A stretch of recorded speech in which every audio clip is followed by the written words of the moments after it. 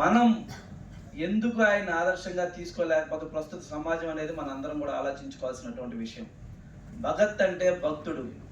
భగత్ సింగ్ ఈ దేశం కోసం తన భక్తిని చూపించి, ఈ దేశం కోసం, ఈ దేశ స్వతంత్రం కోసం, ఈ దేశంలో జీవిస్తున్నటువంటి భవిష్యత్తు తరాల కోసం ఆయన 23 సంవత్సరాలకే తన ప్రాణాలని వదిలిన దాంట్లో ఒక అర్థం ఉంది. ఆయనకి క్షమాభిక్ష పెట్టించుకునే దానికి అవకాశం ఉన్నా కూడా నేను మరణిస్తానని చెప్పినటువంటి 23 సంవత్సరాల వయసులో నేను చనిపోయేదానికి సిద్ధము.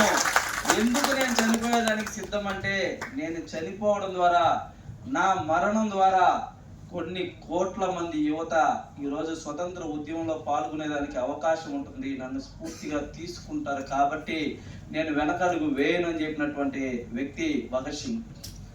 యువత, మనం సినిమా హీరోలు పేర్లు, సినిమా హీరోలు ఎప్పుడు పుట్టారు, సినిమా హీరోలు ఏం సాధించరు. వాళ్ళ సినిమాల కోసమో, లేకపోతే వాళ్ళ అవసరాల కోసమో, వాళ్ళ సంపాదన కోసమో ఈరోజు వాళ్ళు సినిమాలు చేస్తున్నారు, సంపాదించుకుంటున్నారు. ఎంతమంది సినిమా హీరోలు, చప్పట్లు గబ్బగబ్బా కొడతా ఉన్నారు మనం, ఎంతమంది సినిమా హీరోలు ఈ దేశం కోసం, ఈ రాష్ట్రం కోసం తమ ఆస్తుల్ని పణంగా పెట్టి పేదవారికి సేవ చేస్తూ ఉన్నారు. ఎంతమంది ఒక రూపాయి తీసి బయటకు వచ్చి పేదవారికి ఉపయోగపడే విధంగా చెప్పగలుగుతా ఉన్నారు. నేనేం చెప్తున్నానంటే, దేశం కోసం మరణించినటువంటి స్వతంత్ర సమర యోధులు ఎవరైతే ఉన్నారో వాళ్ళందరినీ మనం ఆదర్శంగా తీసుకోవాల్సినటువంటి అవసరం ఉంది.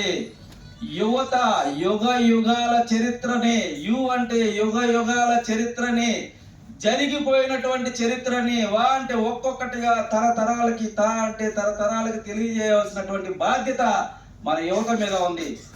భవిష్యత్తులో చరిత్రను గుర్తు చేసి మహనీయుల్ని మర్చిపోకుండా, మహనీయుల త్యాగాల్ని మర్చిపోకుండా, ఒక భగత్ సింగ్ కావచ్చు, ఒక సుఖదేవ్ కావచ్చు, ఒక రాజ్గురు కావచ్చు, ఒక సుభాష్ చంద్రబోస్ కావచ్చు, ఒక లాలా లజపతి రాయ్ కావచ్చు, ఒక మహాత్మా గాంధీ కావచ్చు, ఇలా దేశం కోసం మరణించినటువంటి ప్రతి మహనీయుడు ఎందుకు మరణించాడు, ఈ దేశంలో వాళ్ళకే ఎందుకు, వీళ్ళ పేర్లు మాత్రమే మనకు తెలుసు, మనకు పేర్లు తెలియని కొన్ని లక్షల మంది ఈ దేశం కోసం మరణించారు. కానీ ఈరోజు సమాజంలో యువతగా మనం ఏం చేస్తున్నాం, మన పాత్ర ఏంది, మనం ఏం చేస్తున్నాం? ఉదయం నిద్రలేస్తున్నాం, కాలేజీకి పోతున్నాం, ఇంటికి వస్తున్నాం, నిద్రపోతున్నాం. మన పుట్టుకకి, మన మరణానికి ఒక చరిత్రలో మనల్ని గుర్తుపెట్టుకున్న